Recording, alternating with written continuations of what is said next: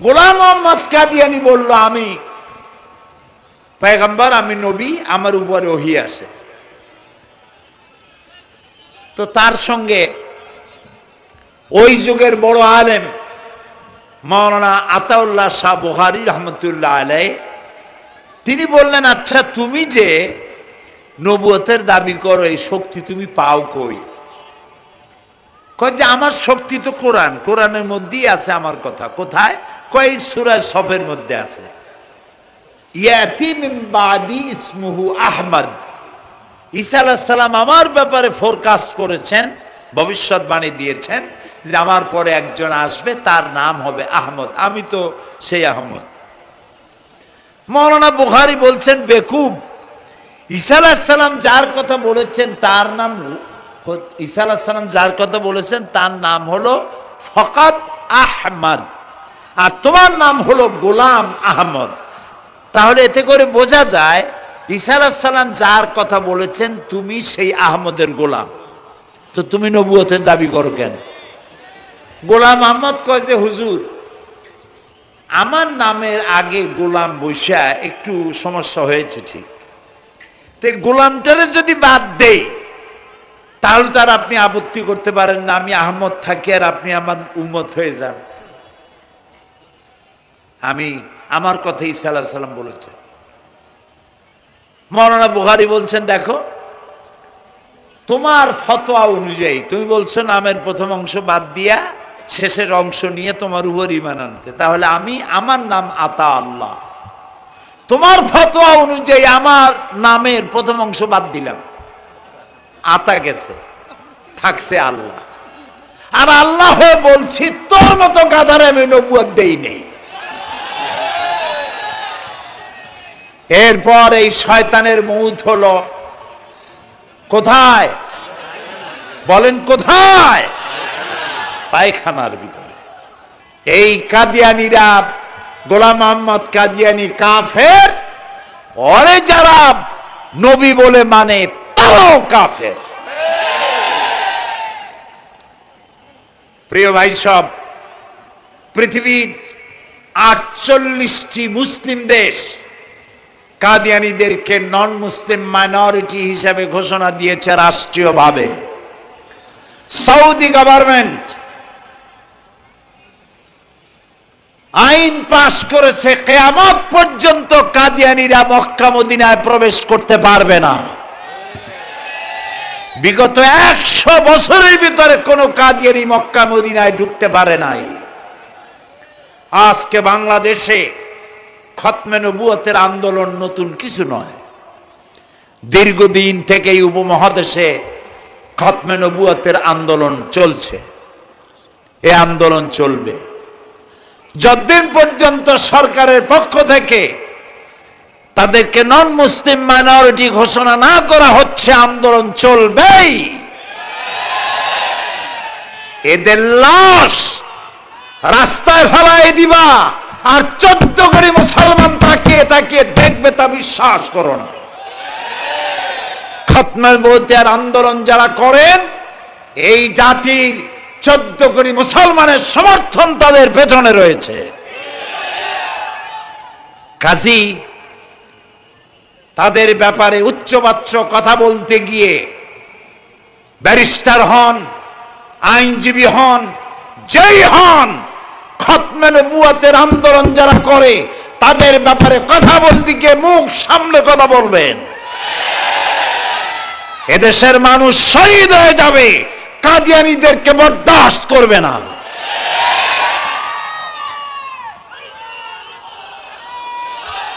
আমাদের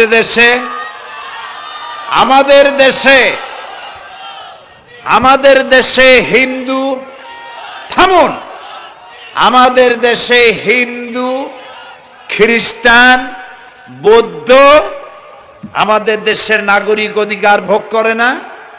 আমাদের সমান নাগরিক অধিকার তারা ভোগ করে। কাদিয়ানীরাও হিন্দু খ্রিস্টানদের মতো নন মুসলিম মাইনরিটি হিসেবে এদেশে বসবাস করে নাগরিক সুবিধা ভোগ করবেন, কোনো অসুবিধা নাই।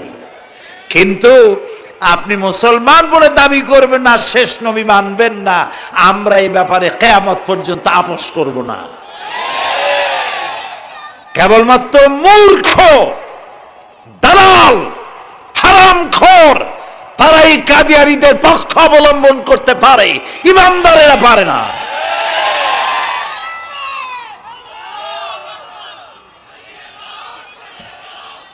কাদিয়ানীরা যে সব মসজিদ তৈরি করে, এগুলি মসজিদ নয়, এগুলি উপাসনালয়।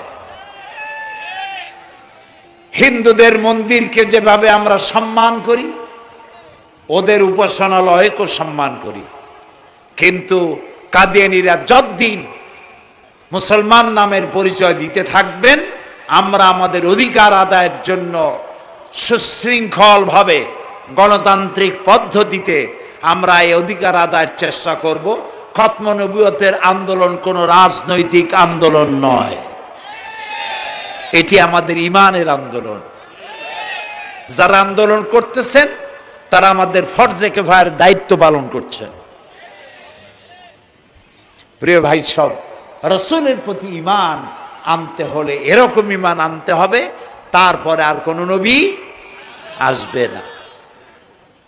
তারপরে কথা হলো তাকে অনুসরণ করতে হবে পায়ের নখকাটা থেকে শুরু করে মাথার চুল পর্যন্ত, জীবনের সব ক্ষেত্রে রাসূলের অনুসরণ করতে হবে।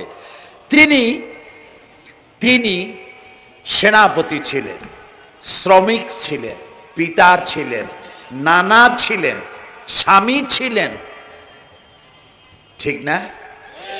তিনি রাষ্ট্রপ্রধানও ছিলেন।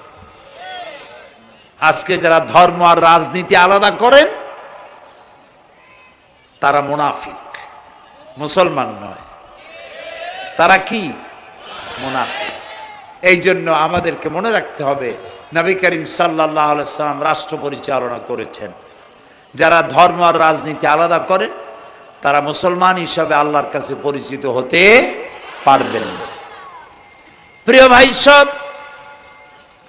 নবীজি মক্কা থেকে মদিনা এলেন। মদিনা এসে রাষ্ট্রপ্রধানের দায়িত্ব পালন করলেন। আজ তিনি রাষ্ট্রপ্রধান। কোরআন হলো সংবিধান, কোরআনের আইন চালু করে দিলেন। চুরি বন্ধ হলো, ডাকাতি বন্ধ হলো, জেনা ব্যভিচার বন্ধ হয়ে গেল। মানুষ দরজা খুলে ঘুমাবার সুযোগ পেল। সুবহানাল্লাহ, সুবহানাল্লাহ। নবী করিম সাল্লাল্লাহু আলাইহি ওয়াসাল্লাম একটি সুন্দর সুখী সমাজ পৃথিবীতে চালু করে গেলেন। আজ আমাদের ভাগ্য যদি খুলতে হয়, রাসূলের অনুসরণ করি আমাদেরকে রাষ্ট্র পরিচালনা করতে হবে। ইসলাম সন্ত্রাসকে প্রশ্রয় দেয় না, ঠিক না ভাই?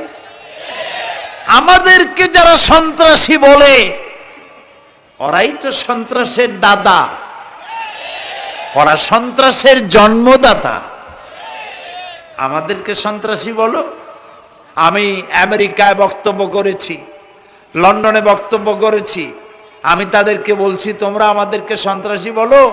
আমাদের দেশে যাইয়া দেখো, তোমাদের এখানে সমস্ত সুপার মার্কেটগুলি সব বন্ধ হয়ে যায় বেলা 4টায়, কোনো মার্কেট খোলা থাকে না। কেন খোলো না? তোমরা সিকিউরিটি দিতে পারবে না বলে খোলো না। চুরি হবে, ডাকাতি হবে, লুটপাট হবে, এই জন্য বিকেলই সব বন্ধ হয়ে যায়, রাতে কোনো দোকান খোলা থাকে না। তো যাও তো আমাদের দেশে, আমাদের তো সন্ত্রাসী বলো, গরিব দেশ।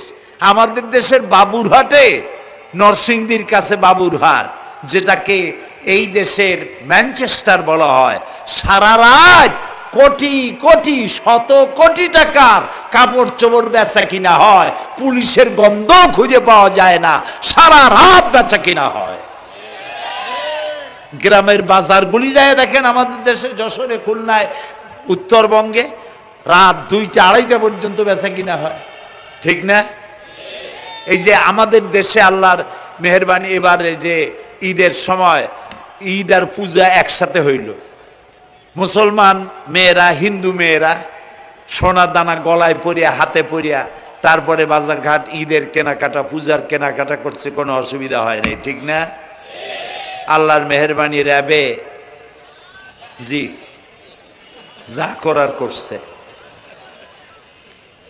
মক্কা শরীফে মদিনা শরীফে দেখলাম লোকেরা হাত তুলে, বাংলাদেশি লোকেরা ওখানে যারা আছে, র্যাবের জন্য দোয়া করছে, আল্লাহ র্যাবের প্রতি তুমি রহমত নাজিল করো, আল্লাহ রহম করুন কোন। আমি দেশের যতটা অসুবিধা হয়েছিল তার থেকে অনেক গুণ জ্ঞান হয়ে গেছে, আলহামদুলিল্লাহ আলহামদুলিল্লাহ। প্রিয় ভাই সব, এই যে আল্লাহ রাব্বুল আলামিন মুসলমানদেরকে পৃথিবীর মধ্যে সব থেকে বেশি শান্তি প্রিয় করেছেন, কোন আলহামদুলিল্লাহ। তোমরা আমার মক্কা যাইয়া দেখো, মক্কা মদিনায় যাইয়া দেখো, আমাদের কও সন্ত্রাসী। মক্কা মদিনায় লক্ষ লক্ষ মানুষ এই যে সব চলে গেছে, এখন কোথায় গেছে? সারা পৃথিবী থেকে মানুষের এখন ছুটছে ছুটছে, পৌঁছে গেছে আর পথে আছে, প্লেনে আছে, নদীতে আছে, গাড়িতে আছে। সুবহানাল্লাহ, লক্ষ লক্ষ মানুষ চলে গেছে, সবার একই ড্রেস, একই গন্তব্য, একই স্লোগান, লাব্বাইক আল্লাহুম্মা লাব্বাইক। সব মানুষ চলে গেল। আমি 96-তে যখন পার্লামেন্টে আসলাম প্রথম, পার্লামেন্টে এক বক্তৃতার ভেতরে আমি বলেছিলাম যে আমাদের দেশে নেতা নেত্রীরা ওমরা করে, হজ করে। আচ্ছা, আপনারা যাইয়া দেখেন কি করেন, কি আনেন কি? যাইয়া একটু তোয়াব করিয়া আসার সময় আতর আর পাথর, সুরমার খুরমা পকেট ভরে নিয়ে আসেন, কিন্তু চোখে দেখেন না। আল্লাহ তাআলা বলছেন, আওয়ালাম ইয়ারাও আন্না জাআলনা হারামান আমিনান। তোমরা কি দেখতে পাও না আমার এই হারামকে আমি কিভাবে নিরাপত্তার শহর বানিয়েছি? সুবহানাল্লাহ। রাত 2:30-3টার সময়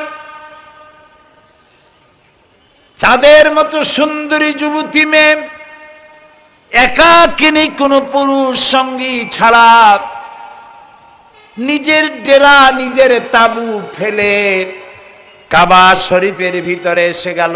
লক্ষ লক্ষ পুরুষের মধ্য দিয়ে আল্লাহর ঘর তওয়াফ করলো, তাহাজ্জুদের নামাজ আদায় করলো, এরপরে দোয়া দুরুদ করে কান্নাকাটি করে মেয়ে লোকটি একাকী লক্ষ লক্ষ মানুষের মধ্য দিয়ে নিজের ঘরে ফিরে গেল। কোন পুরুষের একবার তার চেহারার দিকে নজর পড়েছে তো দ্বিতীয়বার তার রূপ উপভোগ করার মতো সাহস কারো মনের মধ্যে জাগে না।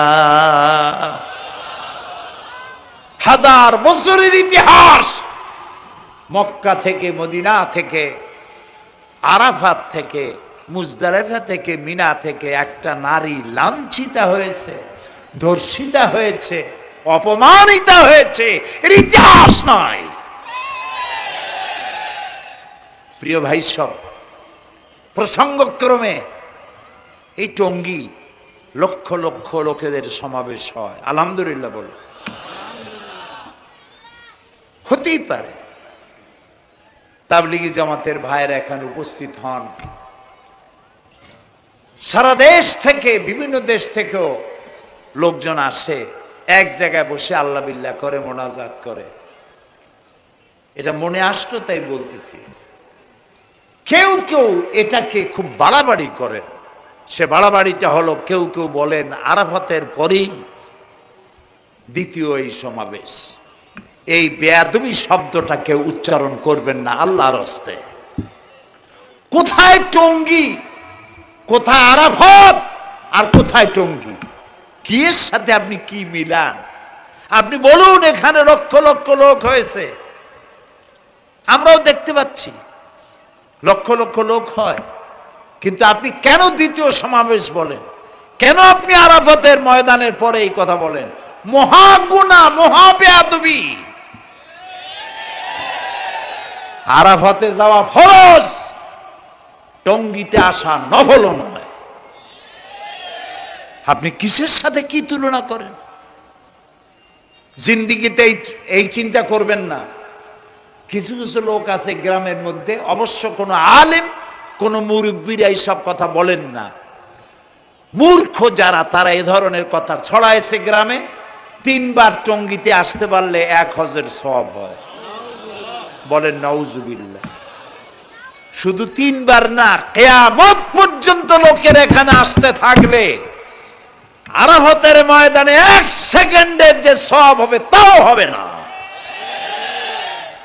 আরাফাত হচ্ছে সেই ময়দান যেখানে আদম আলাইহিস সালাম থেকে শুরু করে মুহাম্মদ রাসূলুল্লাহ সাল্লাল্লাহু আলাইহি সাল্লাম পর্যন্ত সব নবীদের চোখের পানি শুকিয়েছে। পৃথিবীর কোটি কোটি মানুষ এখানে কাঁদছে। আর আল্লাহ রাসূল বলেছেন, আল হজ্জুল মাবরুর লাইসা লাহুল জাযাউ ইল্লাল জান্নাহ। একটা কবুল হজের সওয়াব আল্লাহর কাছে বেহেশত দেওয়া ছাড়া আর কিছুই নেই।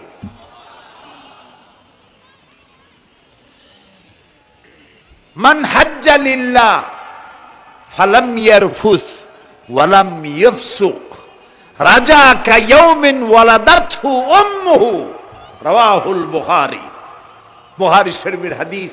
রাসূলুল্লাহ বলছেন, আরাফাতের ময়দান থেকে হাজিরা যখন বেরিয়ে যায় সন্ধ্যায়, মা যেমন নিষ্পাপ সন্তান প্রসব করে, আরাফাত থেকে হাজিরা তেমন নিষ্পাপ হয়ে বেরিয়ে যায়। আল্লাহর হস্তে আপনারা এই তুলনাটা কেউ করবেন না। বলবেন অনেক বড় সমাবেশ হয়েছে, লক্ষ লক্ষ লোক হয়েছে, বাস শেষ। এটা দ্বিতীয় সমাবেশ, আরাফাতের পরের এটা দ্বিতীয় স্থান অবলম্বন করেছে। এইসব বাজে কথা আর একদিন বলবেন না। মহাবেয়াদবি যদি কেউ বলে থাকেন আস্তাগফিরুল্লাহ পড়ুন, পড়েন আস্তাগফিরুল্লাহ। আল্লাহ সবাইকে ক্ষমা করুন, বলুন আমি। এখানে আসতে দোয়া কবুল হবেই, কোনো গ্যারান্টি নেই, কোনো গ্যারান্টি নাই। কিন্তু রাসূলুল্লাহ বলেছেন আরাফাতের ময়দানে দোয়া কবুল হয়। রাসূলুল্লাহ বলেছেন আল্লাহর ঘরের কাছে দাঁড়ায়া মুলতাজিমে দাঁড়ায়া এমন কোন দোয়া করি নাই যে আল্লাহ কবুল করেন নাই। কাজে এই সব চিন্তা করবেন না। প্রিয় ভাই, সব রসুলের প্রতি ঈমান আনতে হলে রসুলের জীবনকে জানতে হবে। রসুলের জীবন আমরা অনেকেই জানি না। বাংলা ভাষায় বহুত বইপত্র বেরিয়েছে রসুলের জীবনী সংক্রান্ত। মেহেরবানি করে কিনবেন এবং পড়বেন। রসুলের প্রতি ঈমানের অর্থ হলো রসুলুল্লাহর পা থেকে শুরু করে মাথা পর্যন্ত সবটা আমল করা এবং তাকে মোহাব্বত করা। রসুলকে কি করবো আমরা? কি মোহাম্মদ সে ওয়াফা তूने तू हम तेरे हैं ये जहां चीज ही क्या लोह कलम तेरे हैं।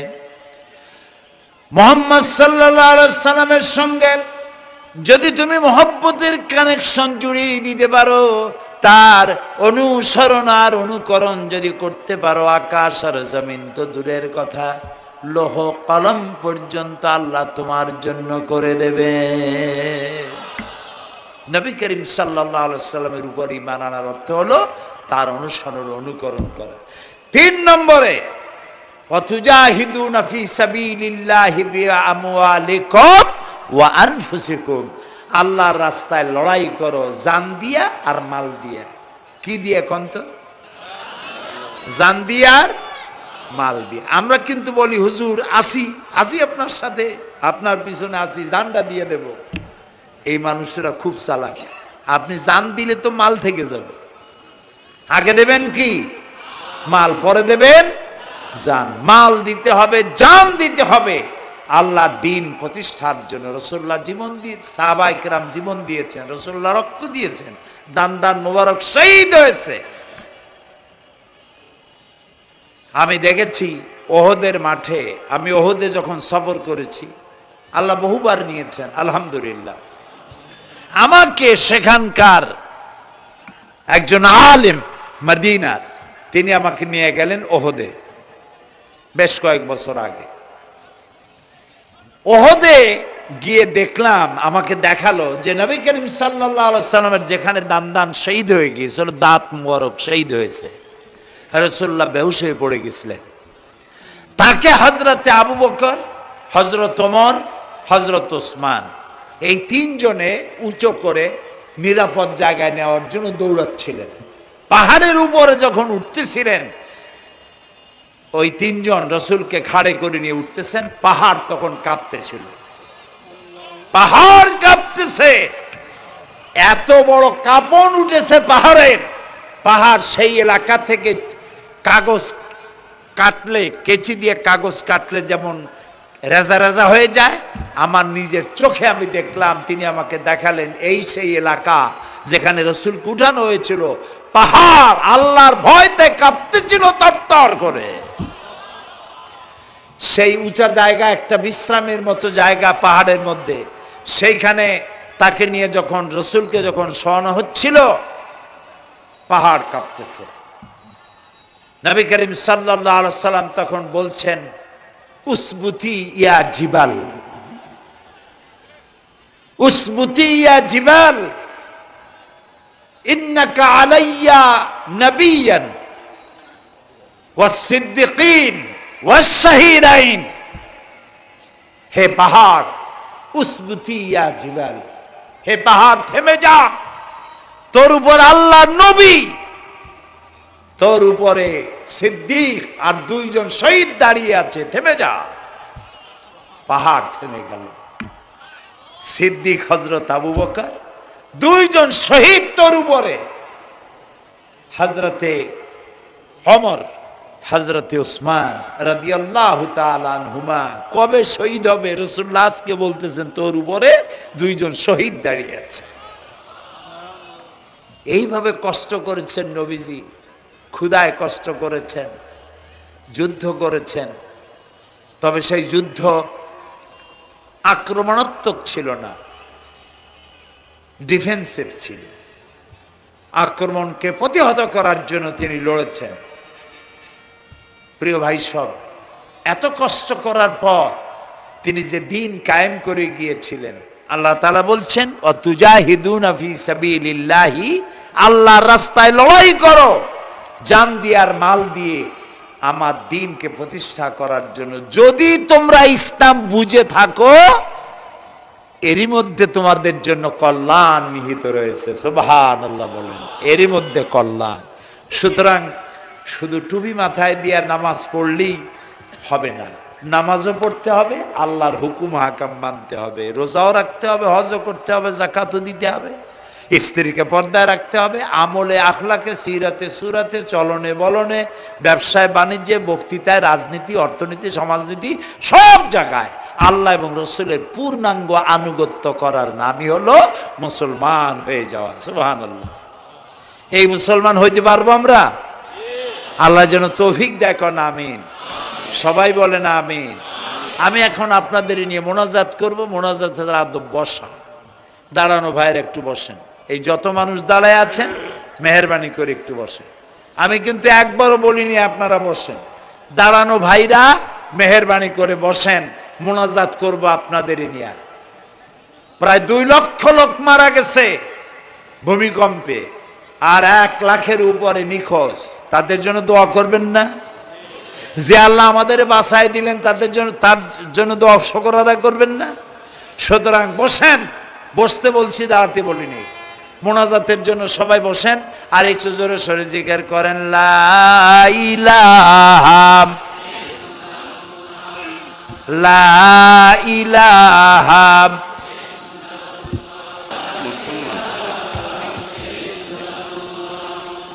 ঘামের শেষ হয়ে গেছে।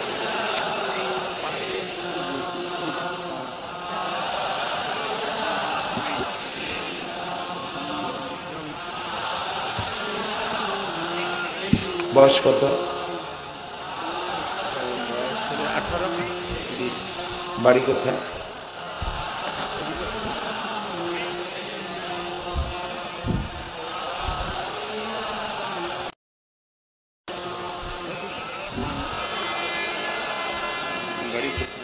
একটু জোরে, লা ইলাহা। এফিডেভিট করছো? বসো বসো।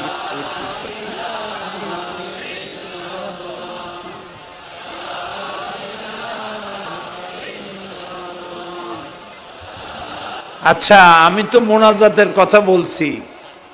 মোনাজাত থুয়ে যদি কেউ হাঁটে, তো এটা একটা বড় বদকিসমতির ব্যাপার। এত মানুষ একসাথে আল্লাহর কাছে মোনাজাতের লোভ কিভাবে সামলান, কেমনে হাঁটেন? এক যুবক ইসলাম কবুল করার জন্য আসছে,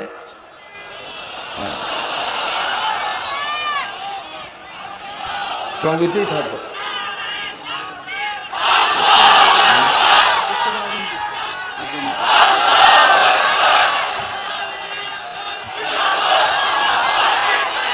জি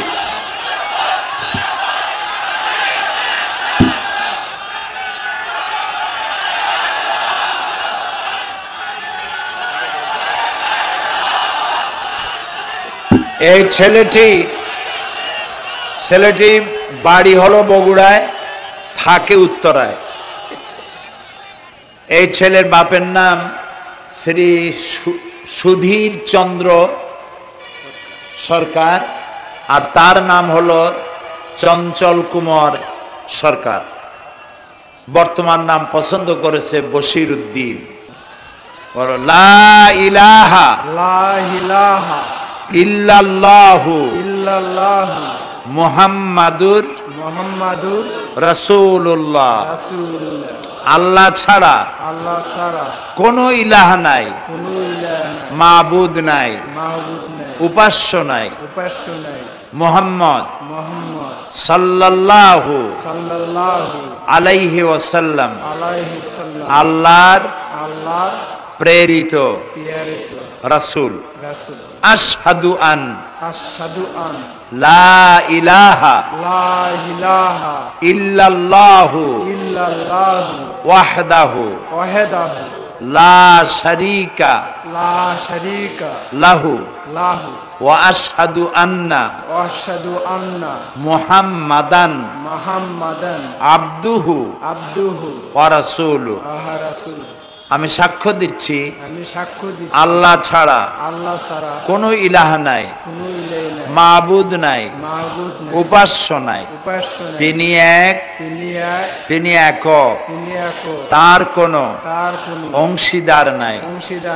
আমি আরো সাক্ষ্য দিচ্ছি মুহাম্মদ সাল্লাল্লাহু আলাইহি ওয়াসাল্লাম আল্লাহর বান্দা এবং তার প্রেরিত রাসূল। বলো আসসালামু আলাইকুম।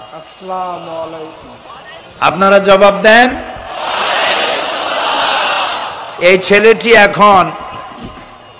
এই ছেলেটি এখন আমাদের মধ্যে নিষ্পাপ। আমাদের সকলের আমলনামায় পাপ আছে। রাসূলুল্লাহ বলেছেন, যখন একজন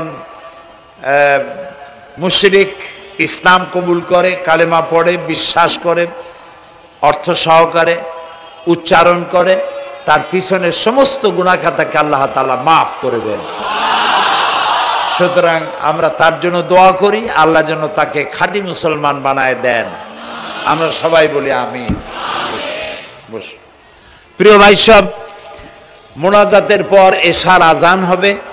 আমরা বা জামাত এশার নামাজ পড়ে যাব ইনশাআল্লাহ। বলেন ইনশাআল্লাহ। এত বড় জামাত আমরা কোথাও পাবো না, এবং জীবনে আরেকটা জামাত এরকম পাবো তার কোনো নিশ্চয়তাও নাই। ঠিক না ভাই? নামাজ আমরা আদায় করে যাব 5 ওয়াক্ত। কি বলে এখানে সারা জীবন 5 ওয়াক্ত নামাজ সঠিকভাবে আদায় করব, আর এশার নামাজ আমরা এখানে জামাতে আদায় করে যাব। আর এই বিশাল মাহফিল তৈরি করতে অনেক খরচ হয়েছে। আপনারা নিশ্চয়ই দেখতে পান এত বড় প্যান্ডেল করতে কত টাকা খরচ হতে পারে, এবং তারা প্রচেষ্টা করেছে। আপনারা এই লাইটিং, মাইকিং, প্যান্ডেল, স্টেজ, তারপরে পোস্টার, গেট ইত্যাদি তৈরি করতে বহু টাকা খরচ হয়েছে। আপনারা যাওয়ার সময় মেহেরবানি করে তাদেরকে চতুর্দিকে ড্রাম এবং চাদর নিয়ে লোকেরা দাঁড়িয়ে থাকবে, আপনারা আল্লাহর হস্তে তাদেরকে কিছু সহযোগিতা করে যাবেন। রাজি আছেন? আপনারা রাজি আছেন? আল্লাহ আপনাদেরকে তৌফিক দিন। মা বোনেরা যারা এসছেন, মা বোনদের জন্য আজকে তেমন কোনো কথা বলতে পারলাম না, তবে যা বলেছি নারী এবং পুরুষ সকলের জন্য সমভাবে প্রযোজ্য। আপনাদের জন্য একটু বেশি করতে হবে। এই রাসূলুল্লাহ বলেছেন, আল মারআতু ইজা সাল্লাত খামসাহা ওয়া সামাত শাহরাহা ওয়া আতাআত বালাহা ওয়া আহসানাত ফারজাহা। রাসূলুল্লাহ বলেছেন যেসব মহিলারা 5 ওয়াক্ত নামাজ সঠিকভাবে আদায় করে, রমজান মোবারকের রোজা রাখে, সতীত্বের হেফাজত করে, স্বামীর আনুগত্য করে চলে, কিয়ামতের দিন ওই সব মহিলারা আল্লাহর জান্নাতের যে দরজা দিয়া খুশি সেই দরজা দিয়া জান্নাতে প্রবেশ করতে পারবে। সুতরাং আপনারা এই কথাগুলি মেনে চলুন, আল্লাহ আপনাদেরকে তৌফিক দিন। আমি মোনাজাত করব এখনই, আপনারা যাওয়ার সময় সকলে সহযোগিতা করে যাবেন। আর নামাজের জন্য একটি বই আছে, চরিত্র গঠনে নামাজের অবদান। আমরা যে নামাজ পড়ি অনেক সময় নামাজ হয় না। রাসূলুল্লাহ বলেছেন সাল্লু কামা রাআইতুমুনি উসাল্লি, নামাজ পড়ো সেইভাবে যেভাবে আমাকে নামাজ পড়তে দেখো। জীবনের শ্রেষ্ঠ ইবাদত নামাজ, তাই যদি সঠিক না হলো তাহলে পণ্ডশ্রম হয়ে যাবে। এই জন্য নামাজ কিভাবে মানুষের চরিত্রে অবদান রাখে আর নামাজটা কেমনে পড়তে হবে, রাসূলুল্লাহ কিভাবে পড়েছিলেন, সেটি আমার এই বইটিতে লেখা আছে।